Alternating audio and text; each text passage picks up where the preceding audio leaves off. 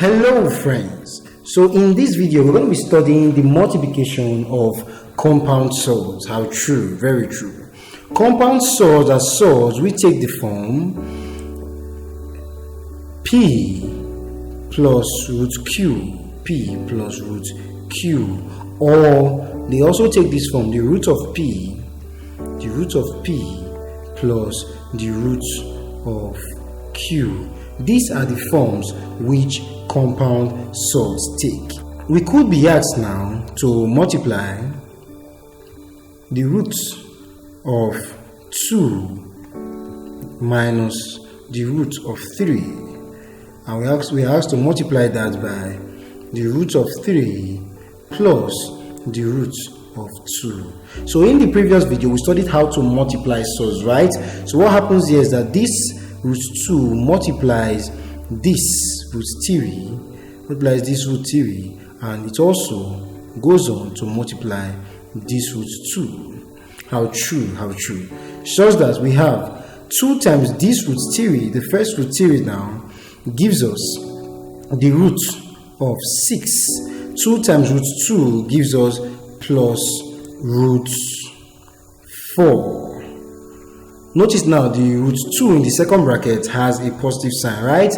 Now, the same thing happens when using the root of 3 to multiply. What happens now? Let me erase this.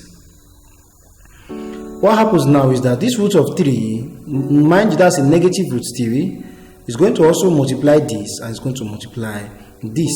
So what we have there would be minus root 3 times root 3 in the first case, right? So this gives us minus root 9, right?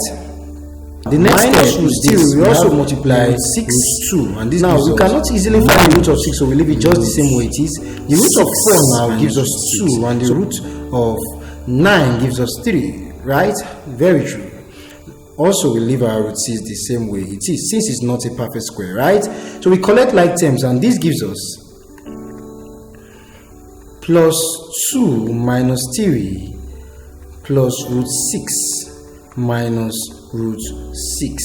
So plus 2 minus root 3, this would give us minus 1, right? Plus 6 minus 6 gives us 0. So in the aftermath, our final answer is minus 1. How true, how true.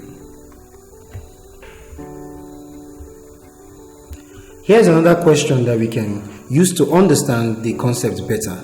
Now, we are asked to multiply these two compound surds, right? So what we have is that the same rule apply. So this 2 multiplies this 6 now, and the same 2 also multiplies the root 3, right? Very true, very true. Such that in doing this now, 2 times 6 gives us 12. Now 2 times plus root 3 gives us plus 2 root 3. So you cannot multiply the 2 and that 3 within the root directly, right? So the 2 has to stay in front of the root 3, because variables that don't have roots and variables that have roots cannot multiply themselves. Now we have this root 3 now. Let me erase this. Let's erase this. This root 3 would multiply 6 also, and is also going to multiply root 3, right? Very true. So now root 3 times 6, that would give us 6 root 3. So since the 6 does not have a root, so it cannot multiply root 3 directly, right? So it just stands in front of the root 3. Now root 3 times root 3, that gives us plus root 9, so this gives us 12 plus 2 root 3 plus 6 root 3. Notice now the root of 9 gives us plus 3, right? Very true. So let's collect like terms. This gives us 12 plus 3 plus 2 root 3 plus 6 root 3. So what happens here is 12 plus 3 gives us 15. This gives us 15. Now plus 2 root 3 plus 6 root 3, that gives us plus 8 root 3. Notice now that in adding this up, since they have the same root, we just add the numbers in front. This gives us plus 8 root 3. This would be our final answer. Let's take one more example. Here's another question, and in this question we are asked to multiply these two surds. This would seem like a much more difficult question, but in mathematics there are no difficult questions as long as you understand the rules. Now, the same rule apply. 8 would multiply 2 root 3, and 8 would also multiply minus 3 root 2. How true? Very true. Now, in multiplying this, 8 times 2 root 3 would give us 16 root 3. 16 root 3. It turns out that we can only multiply, right, the number in front of this root 3 with 8. Since 8 does not have a root now, we cannot use to multiply root 3. How true? Very true. Now, 8 times minus 3 root 2, this gives us minus 24 root 2. So 8 multiplies the number in front of root 2, right? How true? Now, the same rule applies for minus 3 root 6. So minus 3 root 6 would also multiply 2 root 3, and it will also go ahead to multiply minus 3 root 2. How true? So minus 3 root 6 multiplied by 2 root 3, this gives us minus. Now we use the numbers in front of the roots now to multiply themselves, right?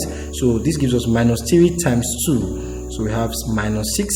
Then we use the roots to multiply themselves, so this gives us the root of 6 times the root of 3. This gives us root 18. Root 18. Minus 3 root 6 now multiplied by minus 3 root 2.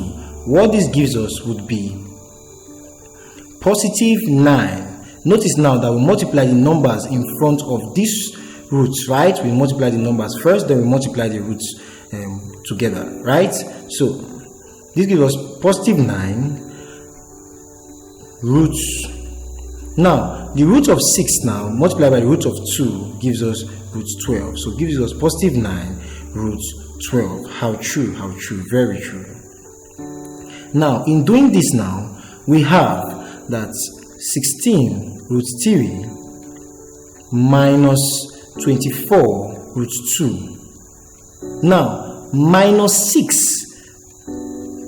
Notice now that 18 now, 18, we can choose to rewrite the root of 18 as the root of 9 times 2. Since two numbers whose product gives us 18 and 9 and 2, and 9 is a perfect square, so once one of the numbers is a perfect square, we can use that, right? So the same thing happens here. So we have plus 9 roots. Now 12 can be gotten by the product of 4 and 3, and 4 is a perfect square, so we can use this to open up 12, right? So this gives us 4 times, let's extend this root 3, right? So the root of 4 times 3. Now in doing this, we can simplify further. So this gives us 16 root 3 minus 24 root 2 minus 6. Now the root of 9 gives us 3, so it's going to be 6 times 3. The root of 2 cannot be easily resolved, right? Because 2 is not a perfect square, so we write it just the same way it is. Now plus 9, the root of 4 gives us 2, so 9 times 2. The root of 3, since 3 is not a perfect square, we can't easily find the root, so we write it just the same way it is. That would be an irrational number. This gives us 16 root 3 minus 24 root 2. Now minus 6 times 3 gives us minus 18 root 2. Now plus 9 times 2 gives us plus 18 root 3. How true? Very true. So we collect like terms and we have. Now what happens is that root 3 comes to root 3 and root 2 goes to root 2. So this gives us 16 root 3 plus 18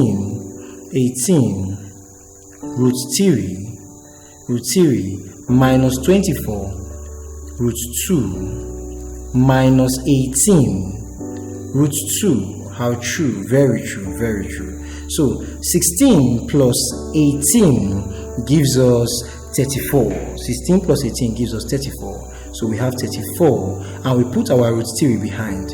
Root 3 minus 24 minus 18, that gives us minus 42. Minus 42. So we also put our root 2 behind, right? Very true, very true. So since these two variables now have different roots, this would be our final answer. Thank you so much for watching. See you in the next video. Now in the next video, right, we're going to be dealing with rationalization of surds. Thank you so much for watching. See you in the next video.